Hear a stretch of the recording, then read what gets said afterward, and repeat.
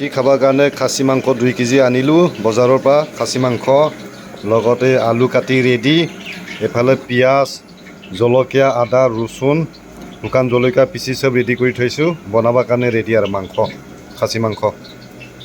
জলকীয়া পূৰা ফ্ৰাই কৰি লৈছোঁ আগতে মাংস বনাবৰ কাৰণে। এতিয়া মাংস ফ্ৰাই কৰোঁ আৰু মাংস দিলোঁ কেৰাহীত। এতিয়া মাংস ভাজি আছোঁ মই। আলু দিলোঁ, এতিয়া আলু দি ভাজি থাকোঁ। এই ভাজি আছোঁ মাংস আৰু আলু।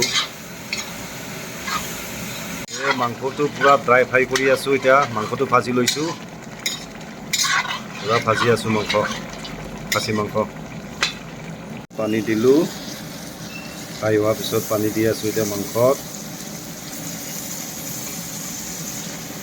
Good evening.